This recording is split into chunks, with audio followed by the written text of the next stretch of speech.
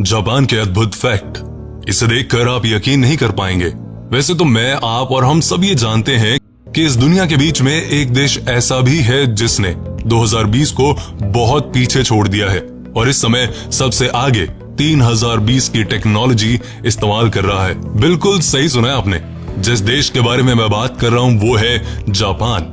Japan दुनिया का इकलौता ऐसा देश है जो है तो बहुत छोटा, लेकिन अभी तक बहुत बड़े बड़े काम कर चुका है। अगर आपको थोड़ी और डिटेलिंग में बताऊं तो सेकेंड वर्ल्ड वॉर के दौरान यही एक ऐसा देश था जिसका सबसे ज्यादा नुकसान हुआ था। लेकिन यहाँ के लोग बहुत ही कमाल और बहुत ही मेहनती हैं। उन्होंने किसी से शिकायत करने की बजाय देश के विकास के लिए खूब मेहनत की और आज अपने देश को इस मुकाम पर पहुंचा दिया जहां पहुंचना हर किसी के बस की बात नहीं है। तो चलिए देखते हैं जापान देश की कुछ दिलचस्प बातें जिसे आपने पहले शायद ही कभी सुना हो।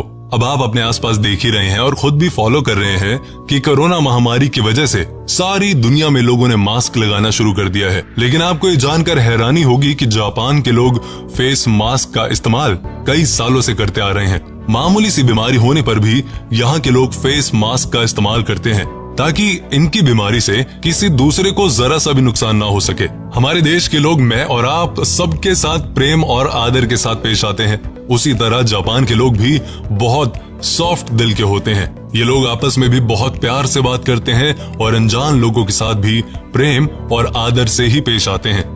और एक कमाल की चीज ये है कि एक दूसरे को अपना सर झुकाकर शुभकामनाएं देते हैं, ग्रीट करते हैं। और हाँ, जिस तरह हमारे देश में जूते चप्पल घर से बाहर उतारने का रिवाज है, वो बात अलग है कि कुछ बैड एलिमेंट्स होते हैं जो घर के अंदर चप्पल पहनकर आ जाते हैं। लेकिन अदरवाइज हमारे यहाँ पे तो रिवाज यही है कि जूते चप्पल बाहर उतारें। उसी तरह जापान के लोग भी जब किसी के घर जाते हैं तो अपने जूतों को घर से बाहर ही निकालते हैं और उसके बाद अंदर जाते हैं। और यहाँ तक कि जापान के लोग जब खुद भी घर के अंदर जाते हैं ना अपने, तो जूते चप्पल बाहर उतारते हैं और अंदर वाले जो घर के अंदर चप्पल यूज होती है वही पहनते हैं। लेकिन इनके बाथरूम में आपको बाथरूम स्लीपर जरूर मिल जाएगी, मगर आप उन्हें पहनकर पूरे घर में नहीं घूम सकते, सिर्फ बाथरूम, क्योंकि वहाँ ऐसा करना गलत माना जाता है। और आपको ये भी बता दूं कि जापान के लोग बिजनेस माइंडेड होते हैं। इन्हें अपना बिजनेस बढ़ाने का काफी शौक होता है, जिसे बढ़ाने के लिए ये खूब मेहनत करते हैं। यहाँ के लोग जब भी किसी से मिलते हैं तो अपना बिजनेस कार्ड जरूर देते हैं, जिससे इन्हें नेटवर्किंग बढ़ाने में खूब मदद मिलती है। और यहाँ के लोग काफी हाई टेक्नोलॉजी इस्तेमाल करते हैं, इसीलिए तो इन्हें दुनिया के सबसे स्मार्ट लोगों में गिना जाता है। ये लोग जो टैक्सी यूज करते हैं वो दुनिया के सभी देशों से बहुत अलग होती है। टैक्सी की खास बात यह है कि इसके दरवाजों को बंद करने की जरूरत बिल्कुल नहीं होती, ये अपने आप ही बंद हो जाते हैं, यानी इनके दरवाजे ऑटोमेटिक होते हैं। यहाँ के लोग जब किसी रेस्टोरेंट में जाते हैं तो खाना खाने के बाद कभी भी टिप नहीं देते। अब आप कहेंगे टिप नहीं देते यार, ये तो बड़ी गलत बात है। तो मैं आपको बताता हूँ कि क्यों नहीं देते। जापान के लोग अपने नियमों के लिए बिल्कुल साफ हैं। इनका मानना है कि आप रेस्टोरेंट में खाना खाने के लिए आए, आपको सर्विस मिली जिसके लिए आपने अपना बिल पे किया, तो फिर टिप क्यों दिया जाए भाई। इसलिए यहाँ के लोग कभी भी किसी भी सूरत में टिप नहीं देते। यहाँ के लोगों को खाना बहुत पसंद होता है, इसलिए इन्हें जब भी किसी को कोई गिफ्ट देना होता है ना, तो वो उन्हें फूलों या किसी अन्य गिफ्ट की बजाय खाना ही गिफ्ट के तौर पर देते हैं। जापान के लोगों की एक और खास बात होती है कि अपना खाना चॉपस्टिक से ही खाते हैं। और अगर इनके सामने आपको चॉपस्टिक का सही इस्तेमाल करना नहीं आया तो समझ लीजिए कि आपकी बेइज्जती पक्की है। वैसे यहाँ के लोगों की सबसे फेमस और पसंदीदा डिश है सुशी। मछली की बनी इस डिश के ऊपर मछली का टुकड़ा और नीचे चावल लगे होते हैं, जिसे यहाँ के लोग सोया सॉस में इस तरह भिगोकर खाते हैं कि मछली में तो सोया सॉस लग जाता है लेकिन चावल के दानों को टच भी नहीं करता। जापान की सबसे पसंदीदा और ट्रेडिशनल ड्रेस होती है किमोनोज, जैसे कि आप इस वीडियो में देख सकते हैं। ये ड्रेस दिखने में जितनी खूबसूरत होती है, पहनने में उतनी ही कंफर्टेबल भी होती है। यहाँ के लोग इसे घूमने पर या किसी फेस्टिवल में पहनते हैं। अब हमारे यहाँ स्विमिंग पूल में उतरने से पहले सूट की जरूरत होती है, स्विमिंग सूट की, लेकिन जापान में ऐसा नहीं होता। वहाँ के लोग बिना स्विमिंग सूट के ही पानी में घुस जाते हैं क्योंकि उन्हें स्विमिंग सूट पहनना अलाउड नहीं होता। उनका मानना है कि गर्म पानी वाले स्विमिंग पूल में नहाने के लिए भला स्विमिंग सूट की क्या जरूरत। लेकिन उनका एक नियम है, हाइजीन को ध्यान में रखते हुए जापान के लोग स्विमिंग पूल में उतरने से पहले साफ पानी से नहाते हैं ताकि चीजों को हाइजीनिक रखा जा सके।